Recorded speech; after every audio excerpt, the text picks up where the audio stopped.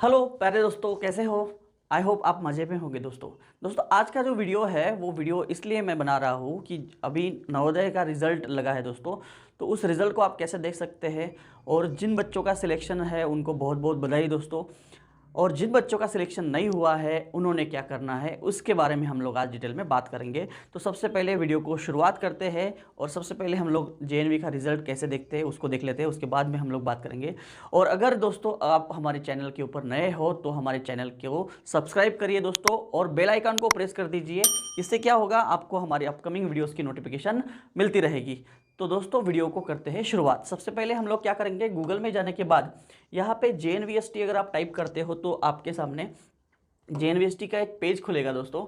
उस पेज खुलने के बाद ऐसा एक पेज खुलेगा, उसमें क्या करना है आपको, navodaya.gov.in ये वेबसाइट है, आप सबको पता ही होगा अगर आपने फॉर्म भरा है तो यहाँ पे क्लास 6 के लिए ये रिज़ल्ट है, और क्लास 9 के लिए यहाँ पे क्लिक करना है। क्लास 6 और क्लास 9, तो क्लास 6 के लिए देख लेता हूँ मैं। यहाँ पे क्लास 6 के लिए अगर आप वहाँ पे टैप करते हो तो आपके सामने selection test for class 6 2024 result, enter your roll number as given on the admit card. Admit card के ऊपर जो रोल नंबर दिया होगा उसको आपको क्या करना है, वहाँ पे एंटर करना है। तो आपको पास हॉल टिकट होगा ही एडमिट कार्ड, तो उससे आपको वहाँ पे आपका रोल नंबर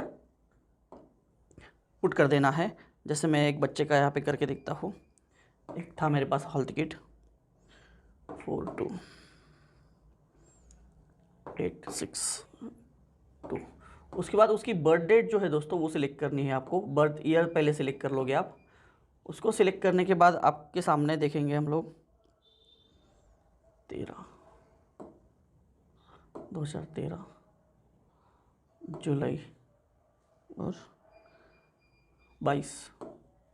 तो ऐसे डिटेल्स डालने के बाद यहाँ पे आप जब एंटर करते हो तो यहाँ पे आपको एंटर करने के बाद sorry you are not consider for the admission in the main list, यहाँ पे आपको लिख के आ रहा है sorry you are not consider for the admission in main list. मतलब दोस्तों आपका आप नवोदय पास हुए ऐसा नहीं होता। इसका मतलब होता है कि जो फाइनल मेरिट लिस्ट है, मेन लिस्ट, उसमें आपका सिलेक्शन नहीं हुआ। बहुत बार बच्चे मायूस हो जाते हैं दोस्तों कि यार मेरा सिलेक्शन नहीं हुआ। आप अच्छा स्कोर करने के बाद भी आपका कभी कभी सिलेक्शन नहीं होता है, क्योंकि मेरिट बहुत हाई होता है। इसके बारे में डिटेल में हम लोग बात करेंगे दोस्तों। अगर आप क्वालिफाई होते हो तो यहाँ पे आपको कॉन्ग्रेचुलेशन ऐसे लिख के आता है, और फाइनल जो लिस्ट है आपकी मेन लिस्ट उसमें आपका नाम है ऐसे लिख के आएगा। तो दोस्तों बिल्कुल भी मायूस होने की ज़रूरत नहीं है। नवोदया की जो कॉम्पिटिशन उसके बारे में मैं बात करता हूँ, और जो जिन बच्चों का सिलेक्शन नहीं हुआ है उनको आगे क्या करना है उसके बारे में हम लोग डिटेल में बात करेंगे। तो करते हैं वीडियो को शुरुआत। आगे मैं आपको बताऊंगा।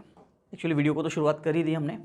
तो जिन बच्चों का सिलेक्शन नहीं हुआ है उसके बारे में मैं पहले आपको बता देता हूँ कि नवोदया की जो एग्ज़ाम होती है दोस्तों, नवोदया हर डिस्ट्रिक्ट के लिए बच्चे कंपटीशन में होते हैं। आप अपनी डिस्ट्रिक्ट के लिए ही अप्लाई कर सकते हो। अगर आपका क्लास 6 के लिए सिलेक्शन नहीं हुआ है दोस्तों तो आपको रुकना नहीं है, फिर से आपको आपकी जर्नी को रिस्टार्ट करना है। आपके लिए नेक्स्ट अपॉर्चुनिटी जो है, क्लास 6 में अगर आप सिलेक्शन नहीं हुआ है आपका तो कोई बात नहीं दोस्तों, आपको क्लास 9 के लिए ट्राई करना है। क्लास 10 में जब रहते हो आप, उसके बेस के ऊपर क्लास 11 में भी आपको एडमिशन मिलता है। तो दोस्तों इन चीज़ों को आपको ध्यान में रखना है। तो क्लास 6, क्लास 9 और क्लास 10 के बाद भी आप नवोदया में एंटर कर सकते हो। उसके लिए मेहनत आपको आज के दिन से करना ज़रूरी है। जिन बच्चों का क्लास 6 में अभी सिलेक्शन नहीं हुआ है उन्होंने क्या करना है दोस्तों, उनके पास और एक अपॉर्चुनिटी है। जो बच्चे 31 मार्च 31 मार्च 2025 31 मार्च 2025 में अगर आप 10 टू 12 ईयर के बीच में आपकी बर्थ डेट है, मतलब आपका एज है। और डिटेल में आपको बता देता हूं मैं दोस्तों कि 1 अप्रैल 2013 1 अप्रैल 2013 टू 31 मार्च 2015, इसके बीच में अगर आपका जन्म हुआ है, मतलब 31 मार्च 25 तक अगर आप 10 से 12 साल के बीच में आपकी एज है तो आप क्लास 6 के लिए जो आरएमएस की एग्ज़ाम होती है दोस्तों, आरएमएस यानी कि राष्ट्रीय मिलिट्री स्कूल, जो पूरे भारत में टोटल 5 है, और सैनिक स्कूल, इन एग्ज़ाम्स को आप दे सकते हो दोस्तों क्लास 6 के लिए। अगर आपका नवोदय का चांस चला गया है, क्योंकि नवोदय में एक ही बार आप एग्ज़ाम दे सकते हो क्लास 6 के लिए, एक बार क्लास 9 के लिए जब आप 8 में होते हो तब। लेकिन सैनिक स्कूल और आरएमएस को दोस्तों ऐसा रूल नहीं है क्लास 6 के लिए। और अगर आपकी डेट 1 अप्रैल 2013 से 31 मार्च 2020, इसके बीच में, इस डेट के बीच में, मतलब 1 अप्रैल भी कंसिडर किया जाएगा और 31 मार्च भी कंसिडर किया जाएगा, इसके बीच में अगर आपका जन्म आपका इसके बीच में हुआ है तो आप 2025 में आने वाली जो एग्ज़ाम है, सैनिक स्कूल का जो पेपर होता है वो होता है 2025 जनवरी 2025 में, और आरएमएस का जो पेपर होगा वो दिसंबर 2024 में होगा, आने वाला जो दिसंबर है उसमें होगा। तो आप इस एग्ज़ाम्स को दे सकते हैं। तो बिल्कुल भी होप्स आप छोड़ना नहीं है दोस्तों। आपको क्या करना है, आपने अगर अभी भी आपका रिज़ल्ट देखा नहीं तो सबसे पहले रिज़ल्ट देख लीजिए, और अगर आपका रिज़ल्ट आप सिलेक्ट नहीं हुए हैं नवोदय विद्यालय के लिए, और अगर आपकी एज इस एग्ज़ाम्स के लिए है, तो आप आज से ट्राई करिए, आज से आप पढ़ाई को शुरुआत करिए।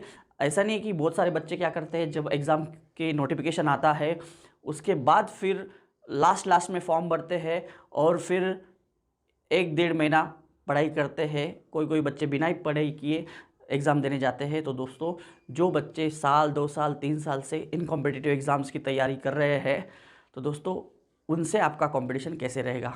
अगर आप बिना पढ़ाई किए एग्ज़ाम देते हो तो आप कंपटीशन में कहीं नहीं हो, आप सिर्फ टाइम पास के लिए कोई भी एग्ज़ाम फॉर्म भरते हो, इसका मतलब ये होता है। तो अगर आपको जेन्युइनली सिलेक्ट होना है, अगर आप में वो जुनून है, वो आग है, तो दोस्तों आप क्या कर सकते हो, आप आज से आपको शुरुआत करनी है आपकी नई जर्नी की। तो दोस्तों, कोई भी एग्ज़ाम, चाहे नवोदया हो, सैनिक स्कूल हो, मिलिट्री स्कूल हो, कोई भी एक एग्ज़ाम आपकी लाइफ नहीं बदल सकता।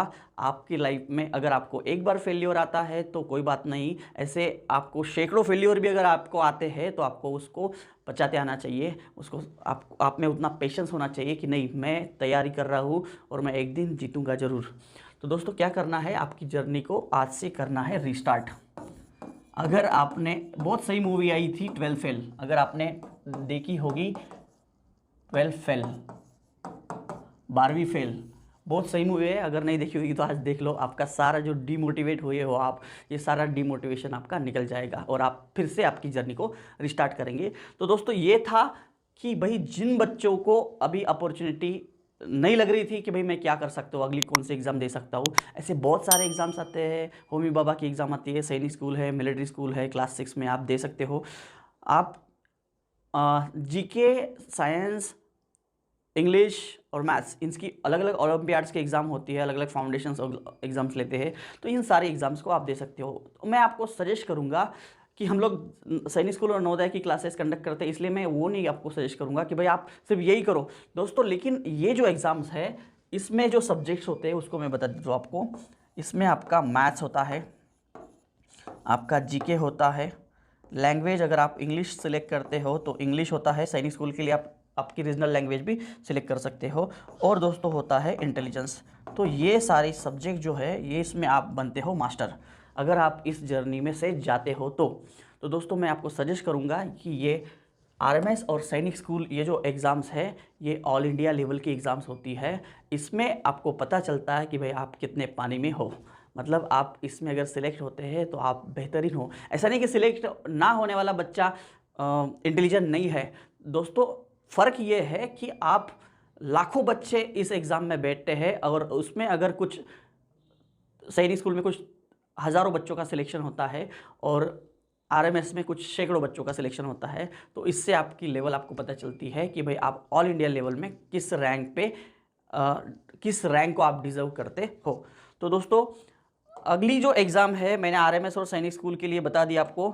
तो उसके बाद भी क्या है, अगर आपको आपका एज अगर आपका एज, अगर आपको अभी आपका जर्नी चालू है और आपको नंबर ऑफ एग्जाम्स देनी है तो आप एक RIMC वाली जो एग्ज़ाम होती है उसको भी दे सकते हैं। RIMC इसको बोलते हैं राष्ट्रीय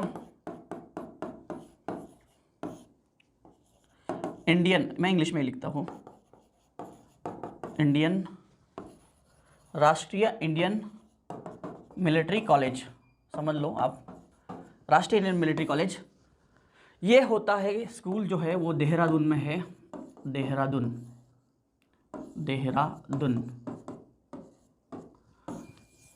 यहाँ पे हर साल में 2 बार एग्ज़ाम्स ली जाती है। एक एग्ज़ाम होती है जून के फर्स्ट वीक में, जून के फर्स्ट वीक में होती है, और एक होती है दिसंबर में। तो दोस्तों अगर आप इसको देना चाहते हो, जो सैनिक स्कूल और RMS की एग्ज़ाम होती है वो MCQ टाइप होती है, और ये RIMC की जो एग्ज़ाम होती है ये होती है डिस्क्रिप्टिव टाइप की एग्ज़ाम्स। ये एग्ज़ाम में क्या होता है, यहाँ पे आपको मैथ्स, इंग्लिश और GK, मैथ्स और इंग्लिश ये दोनों डिस्क्रिप्टिव होते हैं, और इंग्लिश जो होता है वो MCQ टाइप होता है। इंग्लिश 75 मार्क्स के लिए क्वेश्चंस आते हैं, 75 क्वेश्चंस, सॉरी GK के। इंग्लिश आपको 125 मार्क का आएगा और मैथ्स आपको आएगा 200 मार्क का। आपको अगर आपको खुद को चेक करना है आपका नॉलेज क्या है तो ये एग्ज़ाम बहुत बढ़िया है, इस एग्ज़ाम को आप दे सकते हो। इसका अभी जो जून में जो होने वाली एग्ज़ाम है उसके जो फॉर्म भरने की लास्ट डेट है, आपको ये जो फॉर्म है ये ऑनलाइन रजिस्ट्रेशन करके ये फॉर्म आपके घर पे मंगाना पड़ेगा, और घर पे मंगाने के बाद उसको भर के अपनी स्टेट गवर्नमेंट को ऑफलाइन सबमिट करना होता है, और उसकी जो लास्ट डेट है वो 15 अप्रैल 2024 है। तो दोस्तों इसको आप अगर अभी वीडियो देख रहे हैं तो आज के आज अगर आपका बच्चा एलिजिबल है उस एग्ज़ाम को, मैं आपको डेट भी बता देता हूँ, 11.5 ईयर, 11.5 ईयर टू 13 ईयर, इसके बीच में अगर आपका बच्चा है, और अगर आपका बच्चा इसके बीच में है और उसका जन्म 2 जनवरी 2012 से 1 जुलाई 2013, इसके बीच में 2 जनवरी 2012 और 1 जनवरी 2013 इसके बीच में अगर आपके बच्चे का जन्म हुआ है, वो बच्चा अगर आपका 11.5 से 13 साल के बीच में है, तो आप जो RIMC की जून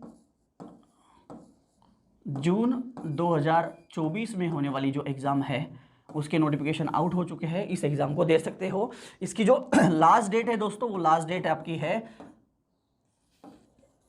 15 अप्रैल, और ये जो फॉर्म भरे जाते हैं ये ऑफलाइन भरे जाते हैं। आपके घर पे फॉर्म आएगा, सबसे पहले आपको रजिस्ट्रेशन करना है, और इस फॉर्म को स्टेट गवर्नमेंट को आपको करना है सबमिट, स्टेट गवर्नमेंट को आपको करना होता है सबमिट। सारी डिटेल अगर आपको और डिटेल में चाहिए तो आप हमें व्हाट्सअप कर सकते हो या फिर कॉल करके पूछ सकते हो। ये जो RIMC वाली एग्ज़ाम है दोस्तों, इसको मिनी UPSC कहा जाता है, मिनी UPSC। सबसे टफेस्ट एग्ज़ाम मैंने आज तक जो स्कूल लाइफ में 5 to 10 या फिर 1st to 10 तक के बच्चों की देखी है वो है RIMC। अगर आपको खुद को चेक करना है, खुद को जज करना है कि आप कितने डिज़र्व करते हो, तो आप इस एग्ज़ाम को देखे रखिए। 25 बच्चों का कम से कम मैक्सिमम सिलेक्शन होता है हर 6 महीने में। हर 6 महीने में RIMC का एकेडमिक ईयर चालू होता है, और ये एकमात्र ऐसा स्कूल है RIMC जो देहरादून में है, जिसका Limca book of world record भी है, कि मतलब यही एक कॉलेज ऐसा है जिसमें CBSE को 2 बार एग्ज़ाम लेनी पड़ती है, साल में 2 बार। तो दोस्तों यहाँ से जो बच्चे सिलेक्ट होते हैं, यहाँ पे जो बच्चे सिलेक्ट होते हैं उनको तैयार किया जाता है NDA के लिए। NDA के लिए मैं ये सारी चीज़ें अभी आपको क्यों बता रहा हूँ, क्योंकि आप बहुत से बच्चे ऐसे होते हैं जिनको लैक ऑफ इन्फॉर्मेशन होने की वजह से बच्चे इन एग्ज़ाम्स को चूकते हैं, फॉर्म नहीं भर पाते हैं। अगर वो फॉर्म ही नहीं भरेंगे, उनको पता ही नहीं रहेगा, तो इन एग्ज़ाम में वो बैठेंगे नहीं और उनको ये अपॉर्चुनिटी मिलेगी ही नहीं दोस्तों। इसलिए मैं ये सारी चीज़ें आपको बता रहा हूँ। जो बच्चे RIMC के माध्यम से जाते हैं उनका मेन टारगेट होता है NDA, और NDA में 60 to 90% जो बच्चे होते हैं वो RIMC से जाते हैं, क्योंकि जो भी सिविलियंस के बच्चे होते हैं उनसे जो RIMC वाले जो बच्चे होते हैं या फिर सैनिक स्कूल मिलिट्री स्कूल के से जो जाते हैं उनका सिलेक्शन का जो रेशो है वो 60 to 90% क्या होता है, वो ज़्यादा होता है। क्यों? क्योंकि वो बच्चे फोकस होते हैं NDA के लिए। हम लोगों को पता चलता है कभी कभी 10वीं में, 11वीं में, 12वीं, कभी कभी बच्चों को पता होता है। मेरे पेरेंट्स मुझे मिलने आते हैं तो बोलते हैं कि हाँ सर NDA की एग्ज़ाम सुना है, 12वीं के बाद दे सकते हैं, लेकिन आपके पास उस टाइम पे सिर्फ एक ही मौका होता है। और लास्ट मौके में अगर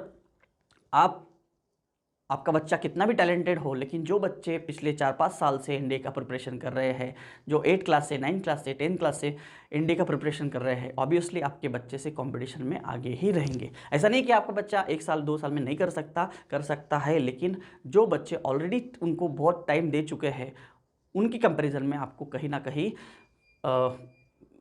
ना कहीं मेरिट को आपको क्या करना, चैलेंज रहेगा आपके लिए।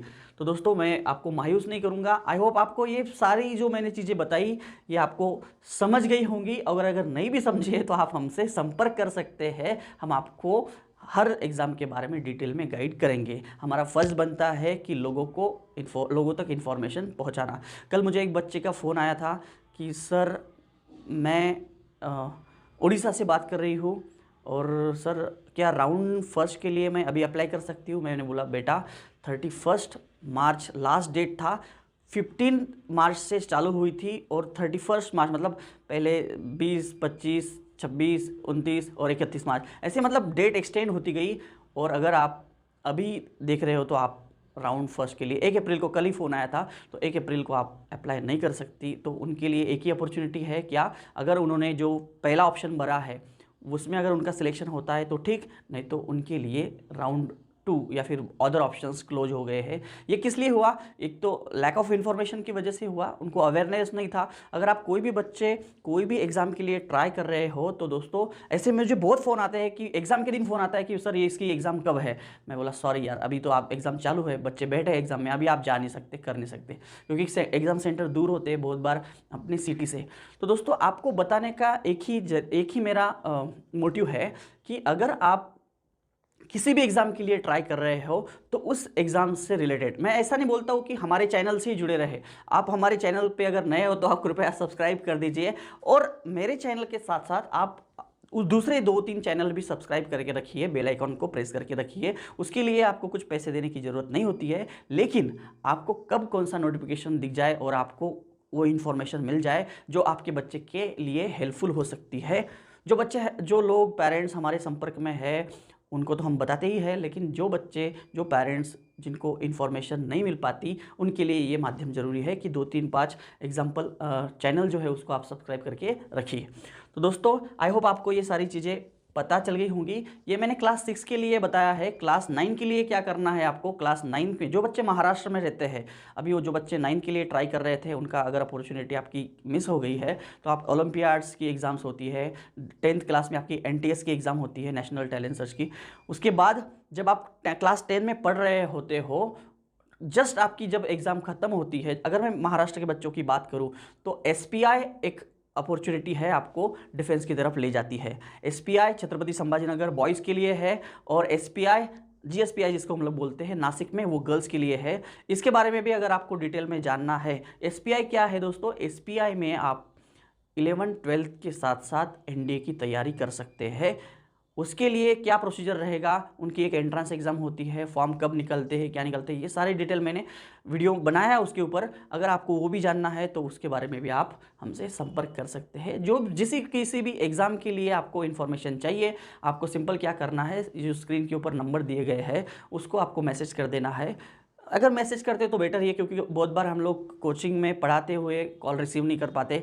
तो दोस्तों मैसेज अगर कर दिया तो हम लोग हमारे हिसाब से आपको रिप्लाई करेंगे, और आपको जब आप रिप्लाई करते हो, हमें मैसेज करते हो, तो आपको किस एग्ज़ाम के बारे में इन्फॉर्मेशन चाहिए उस एग्ज़ाम को टाइप करके भेजिए, या फिर आपके बच्चे की नाम, बर्थ डेट और आपका प्लेस भेजिए। हम लोग आपको बताएंगे कि कौन कौन से एग्ज़ाम आपका बच्चा दे सकता है। आई होप बहुत लंबा वीडियो हो रहा है, लेकिन मैं समझ सकता हूँ आपके लिए, आपको ये इन्फॉर्मेशन देना ज़रूरी था दोस्तों। ऐसे ही इंटरेस्टिंग वीडियो के लिए हमारे चैनल से जुड़े रहिए, सब्सक्राइब कर दीजिए हमारे चैनल को, और दोस्तों मिलते हैं ऐसे ही इंटरेस्टिंग वीडियोस के माध्यम से। तब तक के लिए जय।